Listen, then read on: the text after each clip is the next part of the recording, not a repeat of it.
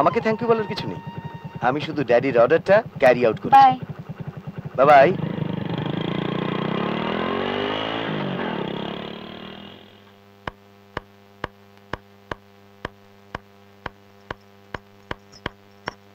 মিনা, ওই ছেলেটাকে? দীপঙ্কর। কোথায় থাকে? জানি না। কোথায় কাজ করে? আমি জানি না। জানিস না? ফের মিথ্যে। জানানি শোনানি তার মোটরসাইকেলে উঠেছিস তুই, কিচ্ছু জানিস না। আমি সত্যি বলছি মা, আমি ওকে চিনতাম না, জানতাম না। ক্লাবে প্রথমবার দেখা হয়েছিল। আজ কলেজে যাবার পথে একটা বাজে ছেলে পেছনে লেগেছিল, ওর ধাক্কা আমার মাথা ফেটে গেল। ও যদি ঠিক সময় না পৌঁছতো তাহলে। তোর মতো মেয়েদের জন্য ঠিক সময় এসব ছেলেরা পৌঁছে যায়। মা বলে যা, বলে যা, যা ইচ্ছে বলে যা। আমি একটা মুখ্য বোকা আছি তো, যা বলবি সব বিশ্বাস করে যাব। বিশ্বাস করো মা, আমি কলেজ করতেই চেয়েছিলাম, কিন্তু ভীষণ রক্ত বেরোচ্ছিল। ও আমাকে ড্যাডি বাড়ি নিয়ে গেল। ড্যাডি মানে তার বাবা? না, কারো কিছু হন না তিনি, সবাই তাকে ড্যাডি বলেই ডেকে থাকে। তোর গল্প শেষ না বাকি আছে? গল্প না মা, সত্যি বলছি। হয়েছেটা কি? হবে আর কি, মানা করেছি কলেজে পড়ার দরকার নেই, ম্যাট্রিক পাশ করেছে, এবার ঘরের কাজটা শিখুক। মোলো যা, তোমার মেয়ে তো কলেজে পড়ছে। কি বলে বড় মা? আমার মেয়ে আরো সমান, কত কাণ্ডই না করছে। আজ আমি নিজে চোখে দেখেছি, একটা ছেলের মোটরসাইকেলে বসে এসেছে। আজ কলেজেও যায়নিও। ভালো, আজ কলেজে যায়নি না? রোজ এমন কলেজে যাবার বাহানায় ঘর থেকে বেরিয়ে ছোড়াটার সঙ্গে ঘোরে। দাদি মোলো যা, এই ঝাঁঝি তুই কাকে দেখাচ্ছিস গো মা? চম্পা কোথায় কি ঘটছে খবর না নিয়ে কথা বলে না। কে কোন ধান্দায় থাকে আমার জানতে কোনো বাকি নেই। তোমার মন ছোট বলেই তুমি ভাবো সবাই সমান না। কি বললি? কি বললি ওকে? তুই ভেবেছিস তুই যা করে যাবি তোকে কেউ কিছু বলবে না? আজ থেকে তোর কলেজ যাওয়া বন্ধ। মা, হ্যাঁ বন্ধ করে দাও, ওর বাড়ি থেকে বেরোনো পুরোপুরি বন্ধ করে দাও।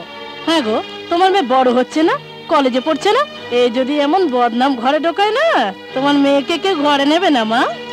আমি কি করবো বলো তো? আর বাবাটাও হয়েছে তেমন। তবে আমি তোকে বলে দিচ্ছি, আজ থেকে তোমার কলেজ যাওয়া বন্ধ। আর যদি কলেজে যাও তাহলে পড়ার খরচ পাবে না।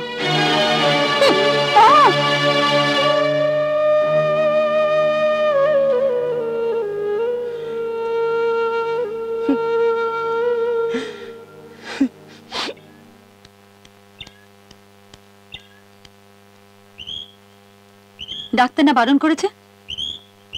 এভাবে বাইরে কেন বসে আছো?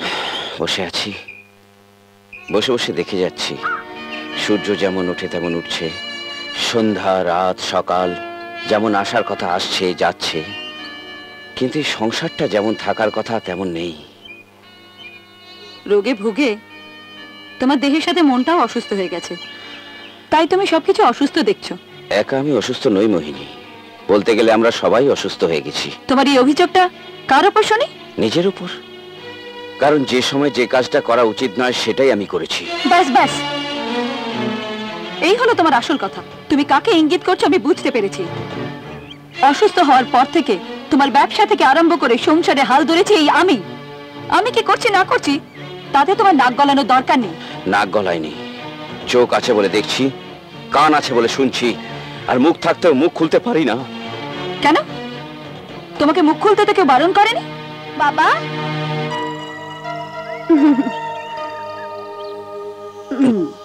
তোমার ওষুধ।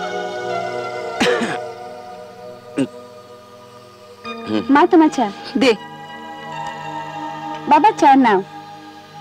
তুই চা করেছিস? আজ দাদি রান্নাঘর থেকে ছুটি নিয়েছে। হ্যাঁ, আমি ছুটি দিয়ে দিয়েছি। আমি ওকে ঘরে সব কাজ করতে বলেছি আর কলেজে যেতে বারণ করেছি। কি হয়েছে তাতে? অনেক কিছু হয়ে গেছে, এর চেয়ে বেশি কিছু হওয়ার আগে দিদি কলেজে যাবে। মনি, বুঝলি দিদি? যা রেডি হ। যদি তুই কলেজে না যাবি তো আমিও কলেজে যাওয়া বন্ধ করে দেব। মনি, আমার মতো হাজার হাজার মেয়ে পড়া বন্ধ করে দিলে কারোর কোনো ক্ষতি হবে না, কিন্তু তোর মতো ব্রিলিয়ান্ট মেয়ে যদি পড়া ডিসকন্টিনিউ করে তাহলে দেশের ক্ষতি হবে, এই পরিবারের ক্ষতি হবে, আর সবচেয়ে বেশি ক্ষতি হবে মার। কি বলতে চাইছিস তুই? এই বলতে চাইছি তুমি যদি ওর পড়া বন্ধ করে দাও তাহলে তোমার উপর সৎমার ছাপটা এমন করে লেগে যাবে যে জন্ম জন্মান্তর চেষ্টা করেও সেটা তুমি মুছতে পারবে না। চল দিদি। মা, ও মা, চা দাও। দিচ্ছি।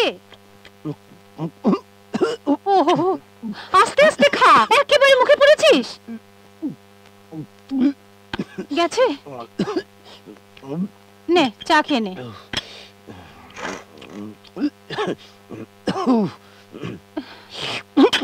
কি হলো?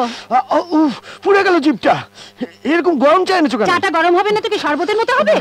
কিন্তু বাবু, ব্যাপারটা তো কিছু বুঝতে পারছি না। এটা তো তোমার উঠবার সময় নয়। এত সকাল সকাল উঠে স্নান সেরে জামা প্যান্ট ছেড়ে একেবারে রেডি, আর জলখাবার গোগ্রাসে খেতে গিয়ে বিষম খাওয়া। এত তাড়াতাড়ি কোথায় যাবেন? যাবো না, কলেজের টাইম হয়ে গেল না। কলেজ? তোর কিসের কলেজ? সবে তো এমএ পরীক্ষা শেষ হয়েছে। ও মা, তোমায় এত কথা বোঝাতে পারবো না। আমার একজনের সাথে বাস স্ট্যান্ডে দেখা করার কথা আছে, সেই সময় বাসে করে যায়। কে সে? মীনাক্ষী চৌধুরী।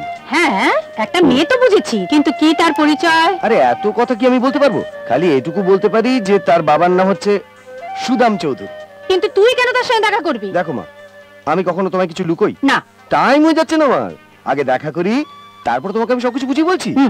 হ্যাঁ, তাহলে আসি মা। আহে বাবু, কোথায় চললে? ও হরে, পিছনে দিলে ডাকলে তো? পিছনে ডেকে বাছার কাজটা পন্ড করে। হ্যাঁ বাবা, দুর্গারাম স্মরণ করে তুই বেরিয়ে যা, তোর সব অমঙ্গল কেটে যাবে। জয় দুর্গা।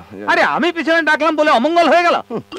অমঙ্গল হবে না? পাড়া প্রতিবেশীদের কথা তোমার কানে যায় না বলে তুমি কিছু জানতে পারো না। তারা কি বলে জানো তো? সকালে তোমার নাম ধরলে নাকি তাদের খাওয়া জুটবে না। কিরে হরি, বল না। আগে লোকের কথায় থাকার কি দরকার? বুঝলে হরি, তুমি মরে গেলেও বলবে না, মালিকও যেমন চাকরও তেমন। ছাড়ো, সরে বসো, সরে বসো, সরে বসো। তোমায় একটা কথা বোঝাবার আছে। কোন কথা? এই সুদাম চৌধুরী লোকটাকে। সুদাম চৌধুরীকে?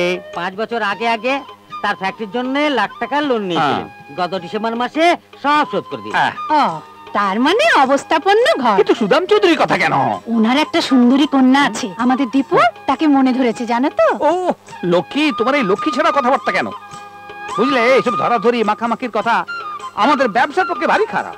তুমি একটা কাজ করো, তোমার পুত্রকে নিয়ে তার খরচার খাতাটা ধরিয়ে দাও, মেয়ের বাবা সেটা পাস করে দেখ শুধু, তারপরে তোমার পুত্র তাকে ধরে ঢলে পড়ুক কি গড়িয়ে পড়ুক, আমার কিছু যায় আসে না। তাহলে আমার কথাও শোনো, আমার ছেলে যাকে পছন্দ করেছে, তোমার ব্যবসায় লালবাতি চললেও আমারও কিছু যায় আসে না। হ্যাঁ। কি বলছো? হ্যাঁ হ্যাঁ, দেখা যাবে দেখা যাবে, তুমিও আছো আমিও আছি। আরে 30 বছর আগে তোমাকে বিয়ে করেছিলাম বলেই না আজও চালিয়ে নিচ্ছি। এই হরে, তার নামে একটা খাতা খোল, কোথায় যায় তখন দেখা যাবে।